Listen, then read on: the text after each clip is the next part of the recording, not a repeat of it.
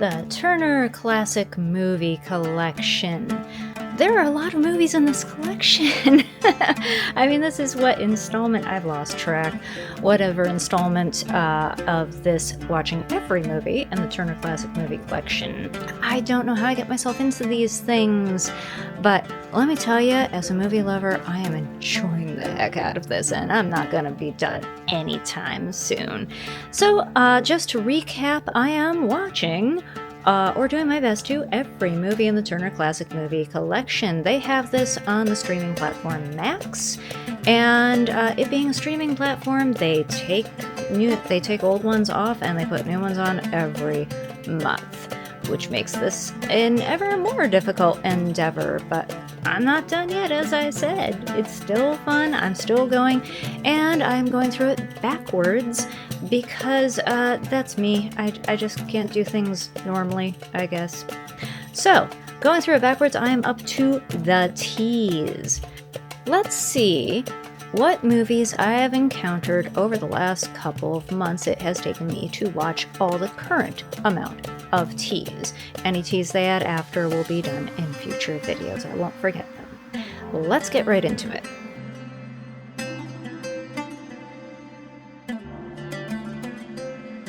Take a Chance, 1918, directed by Alfred J. Goulding. This stars Harold Lloyd and Beebe Daniels. Another short comedy, 11 minutes in total, in which Lloyd is the young buck who happens upon a pretty gal and attempts to woo her out from under the attentions of her current suitor, with predictable comedic results. Another charmer which, like young Mr. Jazz previously covered, showcases the talents of both its stars to excellent effect. A Tale of Summer, aka A Summer's Tale. This is a French film, but I went with the English title because that's what was on Max. 1996, directed by Eric Romer. Stars Melville Poupeau and Amanda Langlais. One of 4 in a series by Romer. I bet you can't guess what the others are called. And apparently it's the most autobiographical of them all, which, interesting. It's about a nice enough young lad who goes on vacation for the summer before he starts a new job, and the 3 lovely young ladies he encounters, and there's the potential for him to have a romantical relationship with each, and, poor baby, I guess? Not to mention he's a thoughtful, pleasant, sensitive dude who writes songs but is smart enough to math and has artfully tousled hair, and how is it the gals aren't beating his door down? It's a nice enough film, I guess shot partly guerrilla style given the reactions of the everyday folk in the shots. It's rated TVMA, although I'm not sure why. There's one shot of one of the gals in her underwear, but that's really about it, and why did I send my youngest kid out of the room to watch this? I will say that this is the sort of film some people think of when they think foreign film. Mostly people walking around having conversations about relationships and etc. The sort of thing you don't usually talk about in real life with someone you've just met. I liked it. But yeah, be forewarned, this one is very talky, and I was just kind of waiting for the sweet baby boy to just make up his dang mind already, which he does, and the ending is satisfactory enough, so there, I guess. A Tale of Winter, aka A Winter's Tale, 1992, directed by Eric Romer, stars Charlotte Very and Frederick van den Driesch. I watched this one first, but the films are not related by plot, so you can watch them in any order. I went with this one just because it came out first. Also, these are the only 2 in the series currently on Max for streaming, though I presume the other 2 will be available at some point. In this story, it is the woman trying to decide between 3 men, although it's a little different. The first boyfriend is an old summer love and the father of her child, who through a misunderstanding became separated from her, and she has been unable to find him. It was the early 90s, and this was possible. His memory hangs like a specter over any other relationship with which she tries to follow through, and her new boyfriends know and pretty much understand this, which is very French of them. As there is much discussion in the movie on this topic, this one is definitely a twin to the summer one, and you begin to understand that this is the director's approach. The equally named Shakespeare tale is used as a plot device, and full confession, it took me a second to go, "Oh, A Winter's Tale, that's like the name of the movie!" Simply because I was thinking of them first and foremost as two separate stories. Spoiler alert, our heroine and the summer boyfriend randomly meet and reunite at the end, which is pushing it a bit, but still a satisfactory ending. Also, this one does have at least a few scenes at the beginning which show why it is rated MA. Tall in the Saddle, 1944, directed by Edwin L. Merritt, starring John Wayne and Ella Raines.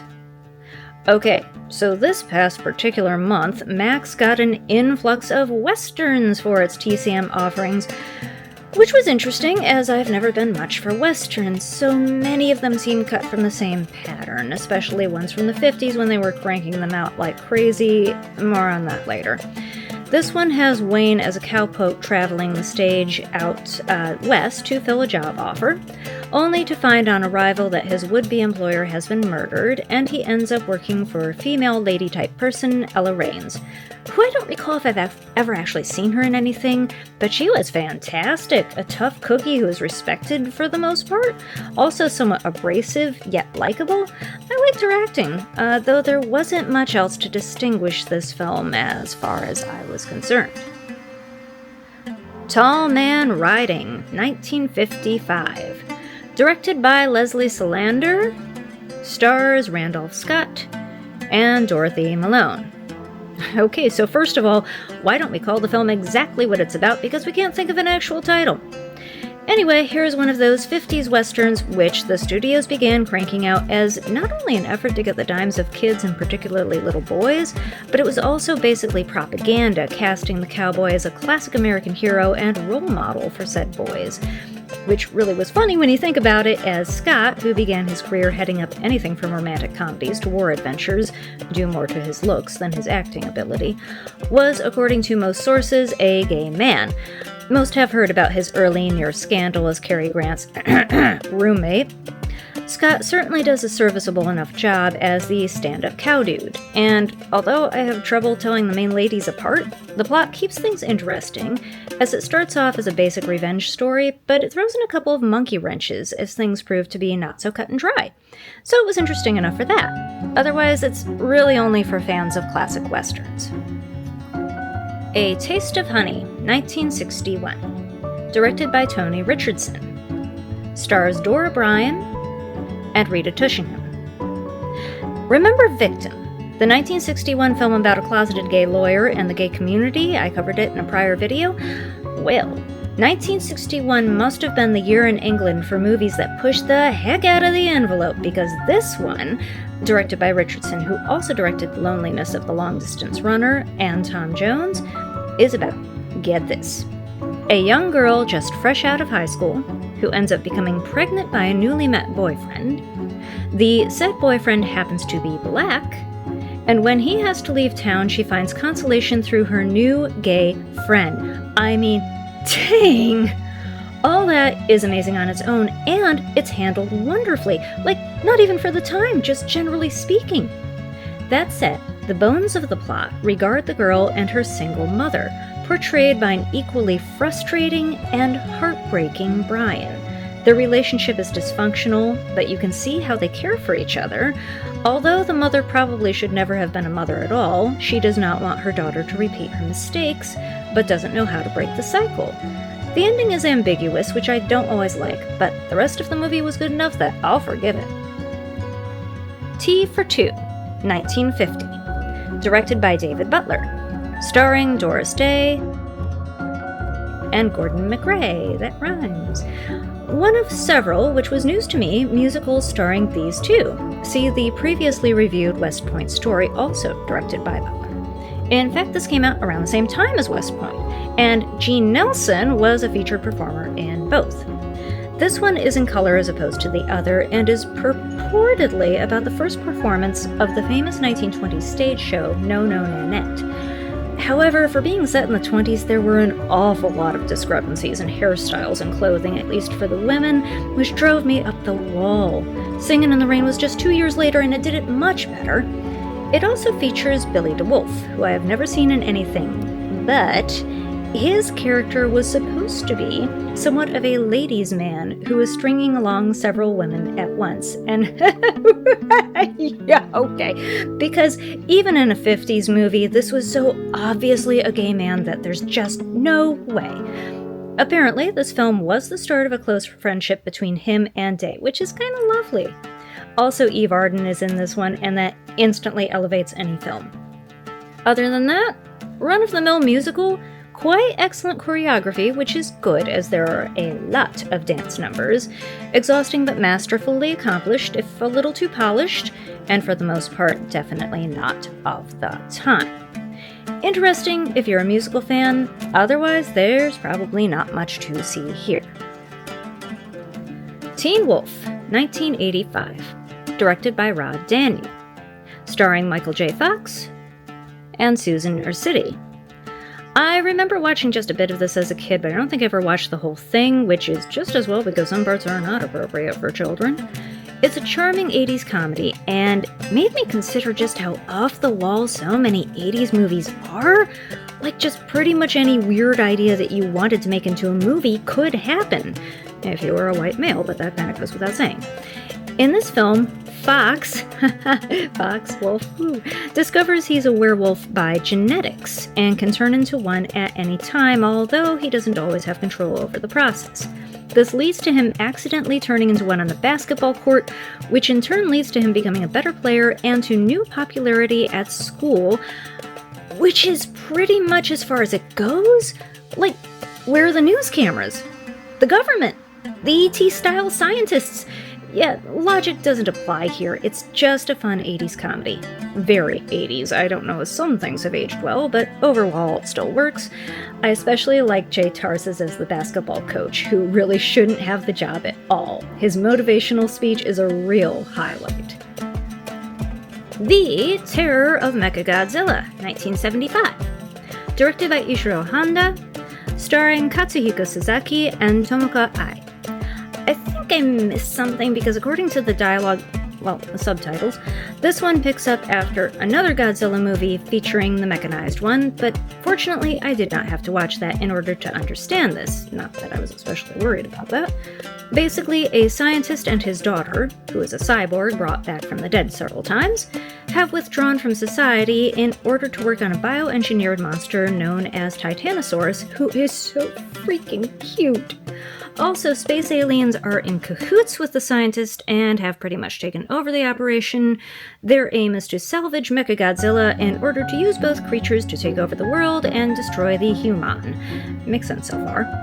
In short order, the two are out rampaging, and Godzilla comes to defend the place because nobody messes with his house except for him.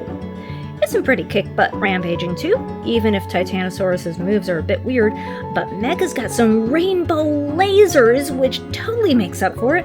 This is a fun flick and a good palate cleanser before getting back to more serious fare. The Testament of Dr. Mabuse, 1933, directed by Fritz Lang, starring Gustave Dissou and Monique Roland. Okay, so first of all, I recognized Gustave Dissou from having just watched Westfront 1918, so that was pretty neat. Second, this movie was so freaking cool! I think this is my first Fritz Lang film. As I'm going backwards, I haven't seen M yet, do not judge me. And I'm just loving German expressionism on the whole so far.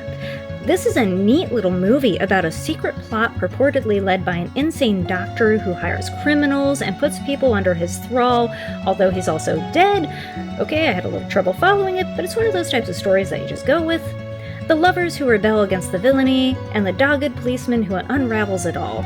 It's dang fun, engrossing, suspenseful, and there are those beautiful black and white shots. I loved it. I wouldn't mind going back for more. Highly recommended. Thank Your Lucky Stars, 1943, also directed by David Butler, starring Eddie Cantor and Joan Leslie. I have seen this before, but not in years, so I rewatched it. It's a charming musical, one of those which is really more about the guest stars and little vignettes loosely stitched together by a slight plot. It's fun to see Cantor, the consummate showman who is sadly not so known today. His brand of humor was dated possibly even at the time, but you cannot fault the man's work ethic. But this is really about said guest stars who are supposedly putting in guest spots in a stage show to help the troops, and this movie was in fact made as a fundraiser for the same idea. This includes such non-musical stars as Bette Davis, Errol Flynn, and one I forgot about with Olivia de Havilland, Ida Lupino, and George Tobias. All of them singing and dancing and not doing too badly either. They're either too young or too old, has several versions, but it's always the Bette Davis one for me. Oh, and special mention should be made of the Hattie McDaniel belting out Ice Cold Katie with an all-black cast in what seems to me, at least, as a little white girl, to be a not very racist segment for the time. It also includes Willie Best, an actor of particular note who I will go into later in another video. Other than the fact that obviously none of these segments can be cut out, and probably were for presentation in the southern states. In conclusion, although this movie is a bit long, it still is overall both delightful and interesting as a curiosity. That Certain Woman, 1937, directed by Edmund Goulding, starring Bette Davis and Henry Fonda. Another Davis melodrama in which she is a woman with a past who falls in love, but her new husband's suspicious, snooty dad finds out about her past and convinces her to split. It's one of those movies in which the heroine is just so deserving of happiness, but it's necessary for her to make the ultimate sacrifice and give everything up, even her kid, dang. So only then can she be rewarded. Davis is really very good, but it's just not that memorable a movie. There are other high points. The kid is super cute. Anita Louise is in too brief a part as the incredibly sympathetic second wife. And then we have Ian Hunter as Davis's boss/friend, who helps her at every turn until his premature death. He also falls in love with her, which, again, because his character was so coded gay friend, it was not even funny. This was not a bad flick, but it's not a rewatch. That Hamilton Woman, 1941, directed by Alexander Korda, starring Vivien Leigh and Laurence Olivier. A historical drama about the rise and fall of Lady Hamilton, Lord Nelson's lover. Of course, when you think Vivien Leigh, you typically think Gone with the Wind, and this character isn't far off from Scarlet, but rather than trying to top that, this film just rolls with the idea, playing to the actress's strengths. Everything here is really, really good, but this is Leigh's film all the way. I'm not one for sweeping romance, but I still very much enjoyed this. Only quibble is that it ends rather abruptly, but it did serve to fill in some gaps in my historical knowledge. I don't know much about British history, and very little about Lord Nelson, and it definitely added to my appreciation of Leigh's acting ability. Added bonus, it's also a good one to watch if you like big flouncy dresses. They Died with Their Boots On, 1941, directed by Raoul Walsh, starring Errol Flynn and Olivia de Havilland. Well now, good points first. Flynn and de Havilland are always fun to watch together. I know she got annoyed with how much she was being cast as simply his lovey-dovey sidekick, and rightfully so, but I feel she holds her own here in many ways. There are many funny parts also, with Flynn's entering the military and making many errors on the way. That said, this is a heavily fictionalized biopic of George Armstrong Custer, and knowing much more now than we knew then about Custer, it's a little hard to watch so many inaccuracies. The film does show Custer's widow Libby at the end vowing that the people will know about the heroism of her husband, and according to the Wikipedia, this is in fact why he was revered as a hero for so many years. Not gonna fault her loyalty, but yeesh. Though, arguably, this was also a way for Libby to survive the rest of her life, as she could monetize her hubs' memory, which also grudging respect for brains, is good to watch when there's nothing else on. They Made Me a Criminal, 1939, directed by Busby Berkeley, starring John Garfield and Claude Rains. Bit of an odd film. The plot follows ne'er-do-well star boxer Garfield getting framed for murder and going on the lam, but the trivia here is more interesting.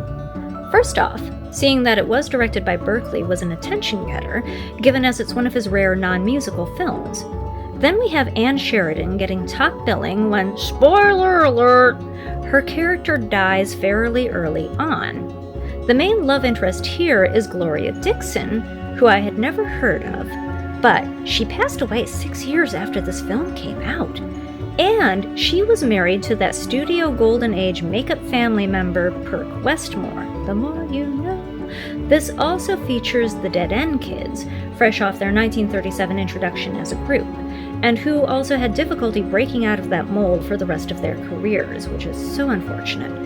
And we have consummate character actor Rains with an indefinable accent as a hard-boiled detective of all things.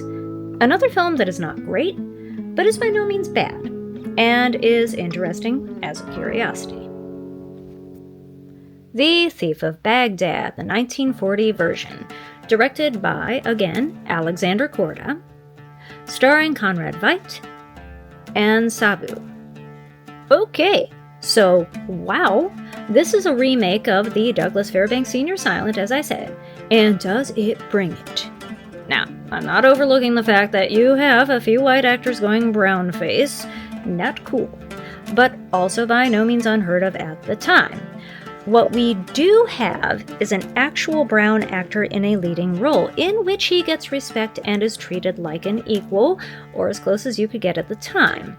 Him being briefly turned into a dog can definitely also be considered problematic, but I don't think this was an intentional comparison to him as a person. An interesting thing about this movie, we have the hero who is a beggar, he's really a prince, but you know, his sidekick named Abu, and the evil vizier named Jafar, who distracts the foolish sultan with magic toys, as well as a sassy genie. I read someone complaining that the prince and princess are rather boring as actors, which I didn't see, although their roles are not the most interesting. The movie did show that all you need to be to capture the heart of a sheltered princess is to literally be the first strange man she sees. Veidt gives his fun villain best, but this is Sabu's romp, and is it fun? The budget was strong for this one, with truly sumptuous sets. The special effects are truly groundbreaking for the time, and some of them still hold up. But, for example, when the toy horse comes to life and takes off through the sky with the guy on it, I was just imagining being an audience member in 1940, like, mind blown! This Side of the Law, 1950, directed by Richard L. Baer, starring Kent Smith and Vivica Linford. A film noir with a spare cast, Smith plays a man down on his luck who is hired to impersonate a rich a-hole who has been missing for 7 years. He realizes there is more to the story, and also that his life and those around him are in danger. This seems more a radio drama type of story than a film. There are fairly good performances all around, and his attempt to escape from a deep pit, that part was quite exciting, but other than that, it's just not the most memorable film, and certainly not a watch again for me. This Woman is Dangerous, 1952, directed by Felix Feist, starring Joan Crawford and Dennis Morgan. A melodrama with Joan Crawford as a quote-unquote lady gangster who learns she is losing her sight. In true soap opera style, she is losing it fast, and only an experimental operation has the potential to restore it. Other than a couple of good shots, there's really nothing to recommend this film. If nothing else, I found the premise downright silly. There's much concern about her doing this or that or the other thing because she could lose her sight for good, but she's losing it anyway? So what's the difference? I was confused. This is just not a great entry in Crawford's career, unfortunately. Right at the point where she just wasn't getting good stuff. She still gave it her all, though, a consummate professional. This one wasn't her fault. 3 Faces East, 1930. Directed by Roy Del Ruth. Starring Constance Bennett and Eric von Stroheim. A very early talkie, and it seems it. I had not seen Bennett in much, so I was a bit excited for this. She and especially von Stroheim acquit themselves decently well, given the acting style for the time. But nearly everyone else in this tale of competing sly and sneaky war spies is absolutely terrible. Overall, the plot is not super interesting, and the cinematography is limited by the necessary staginess of said early talkiness. It's rare for me to say this, but in my opinion, this is not worth the time. 3 on a Match, 1932. Directed by Mervyn LeRoy, starring Joan Blondell and Anne Dvorak. This is also an early vehicle for Bette Davis, but her character gets treated like a third wheel with much less screen time than the other two. I had always wanted to see this one. It's a melodrama following 3 former schoolmates who reconnect by chance when older, their lives taking quite different turns than they expected.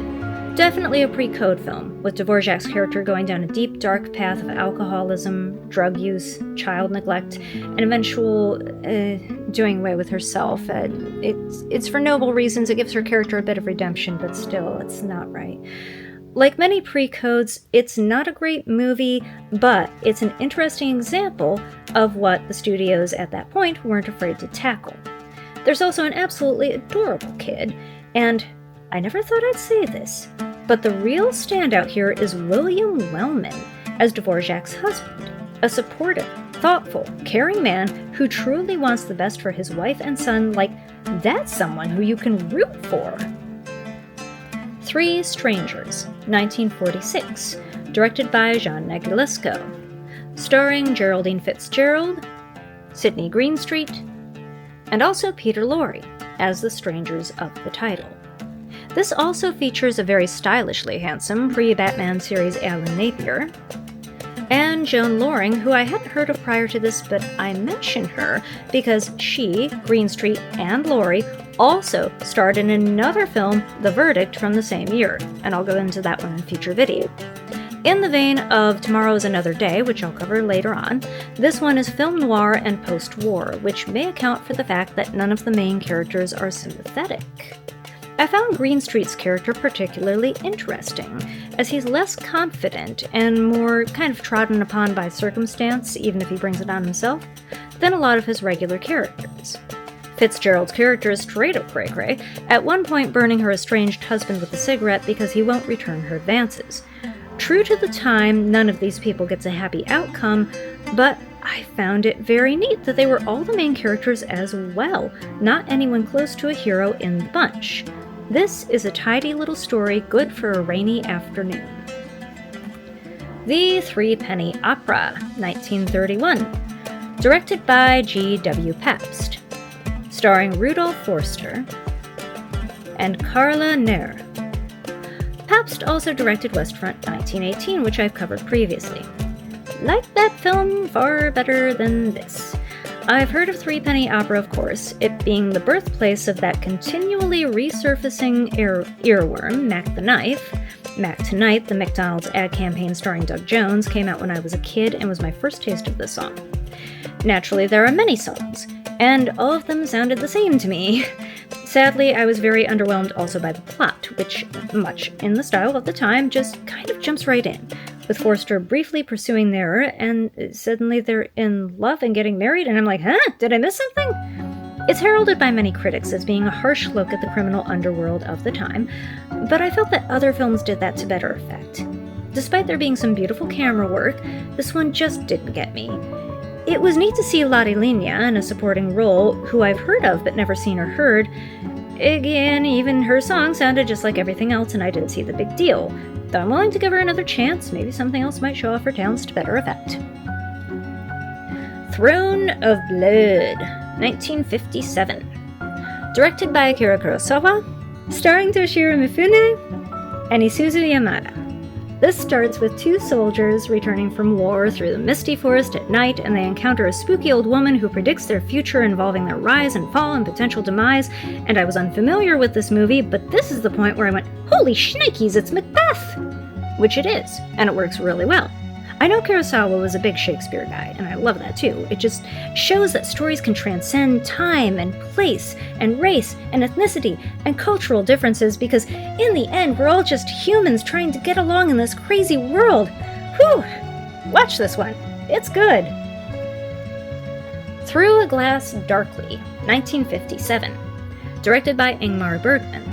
Starring Harry Anderson and Gunnar Bjornstrand.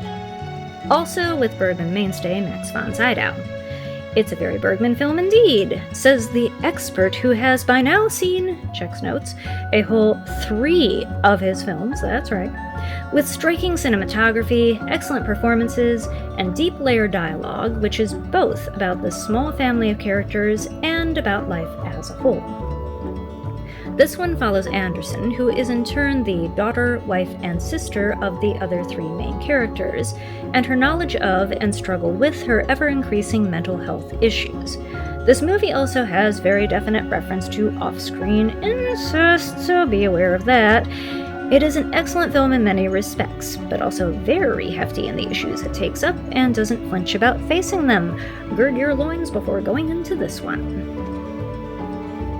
Thunder Over the Plains, 1953, directed by André de Toth, starring Randolph Scott and Phyllis Kirk. I won't lie, I had trouble remembering what this film is about. It just didn't stick in my head. What I do remember liking is that the handsome young male supporting character was in fact not a good guy and was the nemesis for Scott's character, so props for turning a trope on its head. But yeah, sadly this just wasn't anything super engrossing for me. If you like westerns of the time, feel free to check it out. Tie Me Up, Tie Me Down, 1989, directed by Pedro Almodovar, starring Victoria Abril and Antonio Banderas. Okay, first of all, this is NC-17 and means it, so keep track of your audience for this one.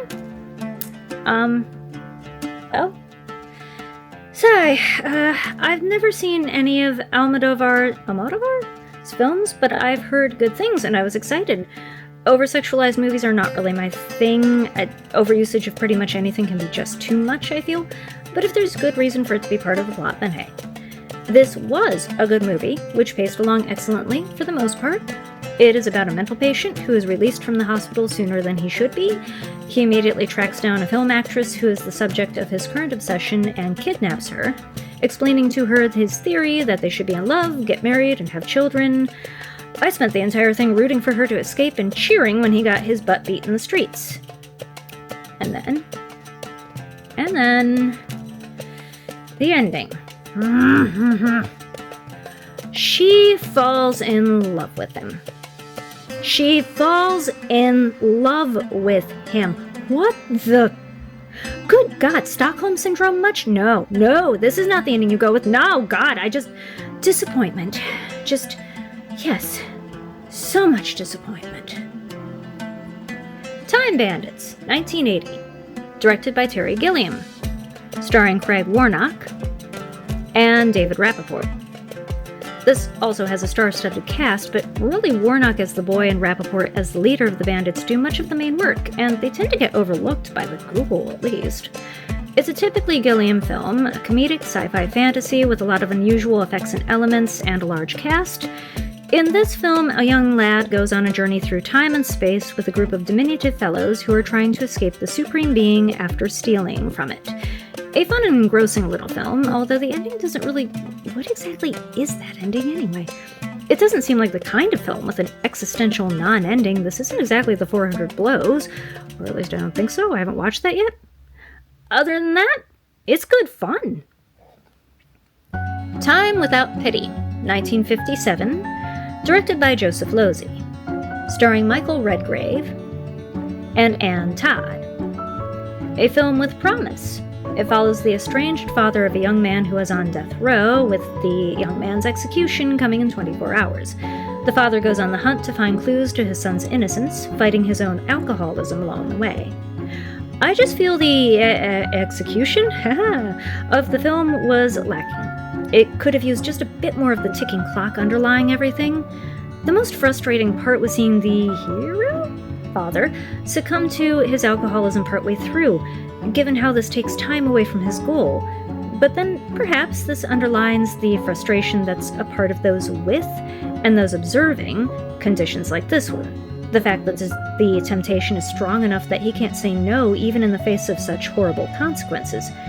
The real story here may be the dynamic between father and son, and how the father's actions may have ruined both their lives, but I don't feel the balance between the underlying and the immediate story really came through in the end.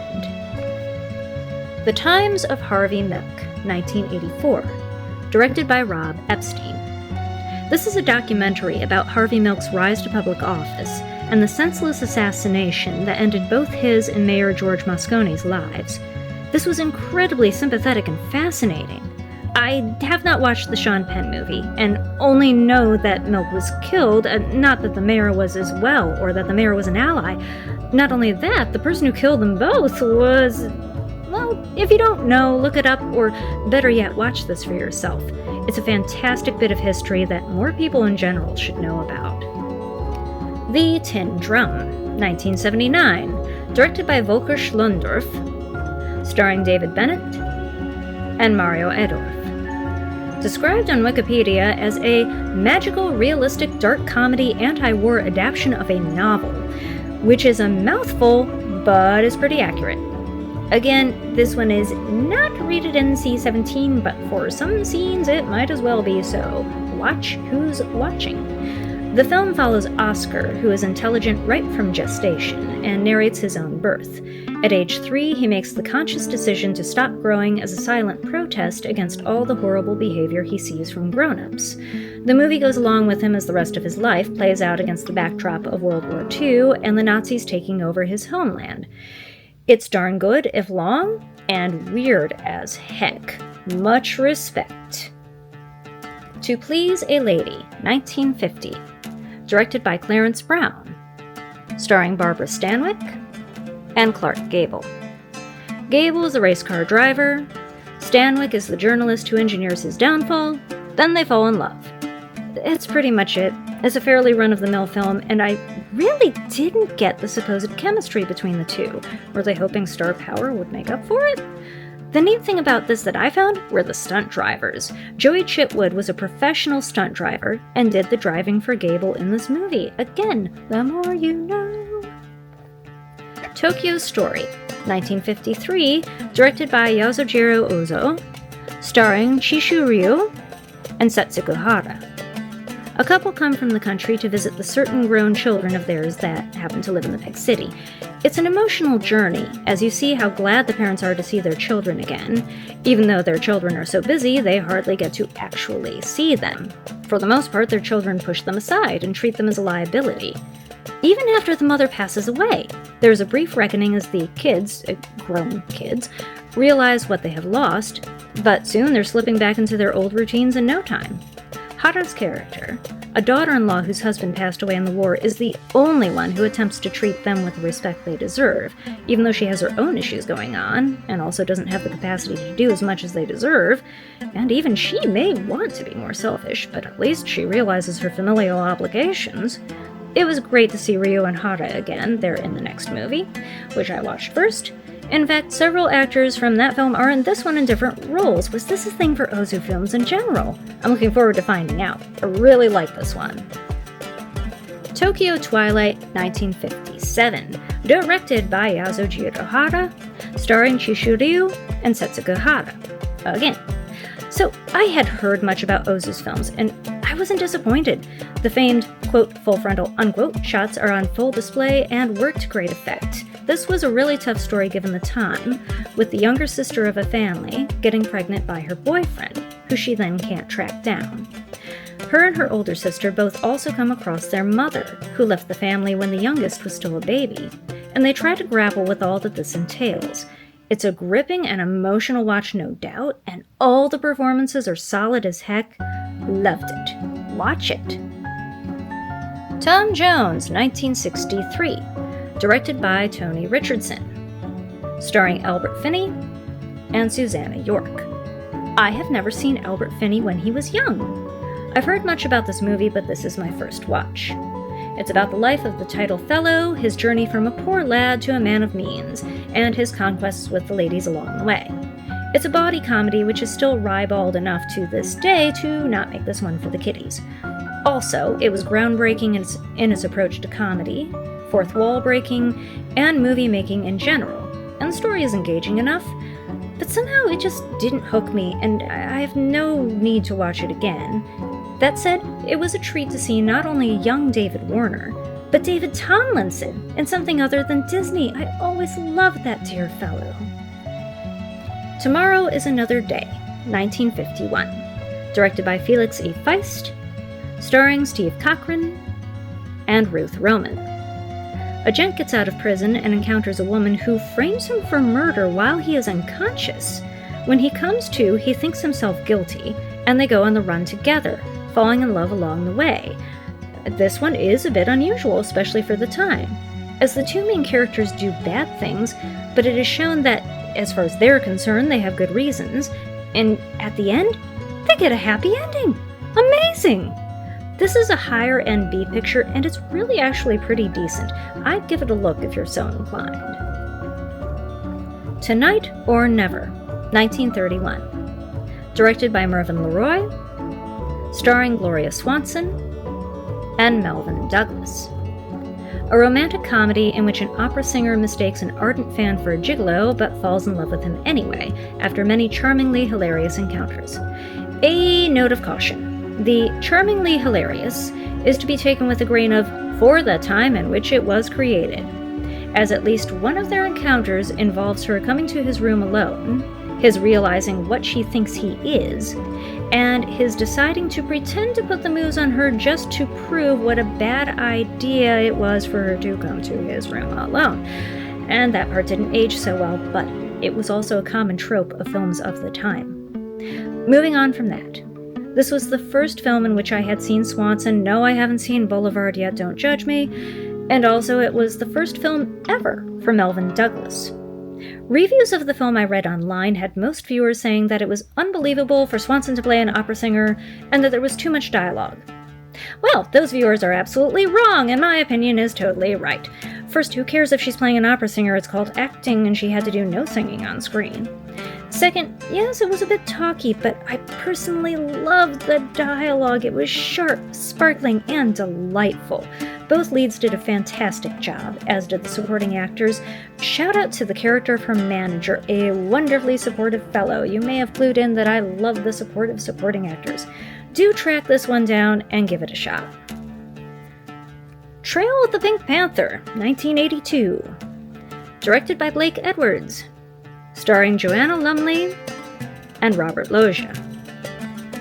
Oof, did this one hurt in more ways than one. This is the famous Pink Panther movie that was made after Peter Sellers' death. I thought they had started it and then he passed, so they were unable to finish, but no, apparently he died 18 months before they began. They pieced together the first half from deleted scenes and outtakes from previous pictures, and the second half he doesn't appear at all. And this is when Lumley's journalist goes on the hunt to uncover the truth about the missing Clouseau. They tried to turn it into a little homage to Clouseau and Sellers, including bringing in previous actors such as David Niven. While it was nice to see them and Herbert Lom again, it just doesn't work. The whole thing is sad and unfortunate, and it should never have been made. Trail Street, 1947, directed by Ray Enright. Starring Randolph Scott and Robert Ryan. Another Western with Scott and fellow block of wood Robert Ryan. Scott portrays Bat Masterson, helping to bring order to a lawless town. It's very much a run-of-the-mill cookie-cutter Western. The bad girl with a heart of gold even dies so that the hero is free to marry the good girl, etc., etc. Nothing much to recommend here. There are tons of others just like it. The Trial of Joan of Arc, 1962, directed by Robert Bresson. Starring Florence Delay and Jean-Claude Fourneau. This is an interesting one, again, as a curiosity. Now, when Joan of Arc was on trial, a full transcript was made, and this movie follows that transcript. Delayed does a fine job as the young gal understandably not wanting to die, yet steadfast in her beliefs, and the fellows playing the church staff are not giving an inch equally. Even so, I don't know if it's the fact that they adhere so steadfastly to the transcript or no, but this movie is lacking in the emotion that it needs. A lot of it is people entering a scene, saying what needs to be said, and leaving again. Another scene or two, if only just a brief aside of someone breaking down or such like, would really have helped. As it was, I just couldn't manage to get drawn into the drama that should have been pervasive. The Two Mrs. Carrolls, 1947. Directed by Peter Godfrey. Starring Humphrey Bogart and Barbara Stanwyck. Bogart is a portrait artist. He lives with his little girl and sick wife. Stanwyck is his unwitting gal on the side. When his first wife passes, they marry.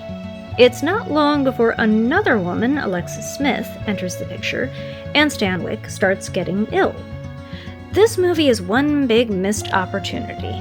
It just never gathers the necessary suspense, perhaps because you know Bogart is guilty fairly early on, and also that it's 1947 and they are not gonna kill off Stanwyck. Also, I'm having difficulty understanding how so many dang women are throwing themselves at Bogart. It's not that he's unattractive, but he was never a pinup boy, especially by 1947, and his character didn't come across as having any particular magnetism or charisma to me. But anyway, I will say he was far more effective as a man losing his marbles in the Caine Mutiny, and I suggest you just watch that instead. Last but not least, 2001, A Space Odyssey. When it comes to numbers, they too are in alphabetical order because numbers are also words. I'm an expert, take it from me. 1968, directed by Stanley Kubrick. Starring Keira Dullea and Douglas Rain as Hale. Based on a few short stories by Arthur C. Clarke, who co-wrote the script with Kubrick. Saw this as a kid but didn't remember it enough, so I rewatched it. This film was undeniably groundbreaking for special effects, which are still mesmerizing today, even if the futuristic sets look so much like early Epcot, but I like early Epcot. And the cinematography is absolutely delicious. That said, if you're looking for typical Hollywood science fiction, this ain't it. This movie is long, slow, although I do like how it shows space to be at the same time balletic and boring, and at the end jumps full on over the edge into art, i.e. the ending makes no sense whatsoever, but is excellent fuel for cinephiles who like to pretend they know what they're talking about, and also an acid trip without actual acid if you like that sort of thing. Inasmuch as I could figure out the rest of the film, admittedly, big, deep ideas often go over my head, at least if they're done on purpose and everyone else gets them because they're obvious, then they go over my head. There were some sly and sharp points on the hubris of the human. I kept wanting to call him Stanley Hubris. This would be fantastic on the big screen, I will say, especially if you are very, very patient.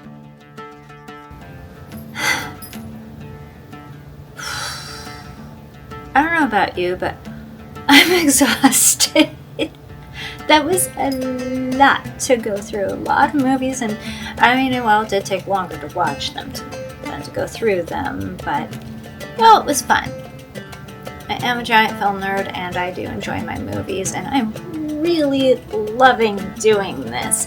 So, okay, have you seen any of these movies? Do you want to see any of these movies? Any comments you got, put them below. Now, until next week, watch more movies and read more books. Interesting thing about experiencing stories generally is that it helps you see what's out there, it helps you connect with other people across time and space, and no matter what's happening to you, you can see a parallel to something else. Now, I want y'all to take care of yourselves and each other, especially right here, right now, where I am. That there's a lot going on. We'll put it that way. There is a lot going on. So that is especially important to do. So I'm going to hope for the best for all of us. And I will see you next week. Bye now.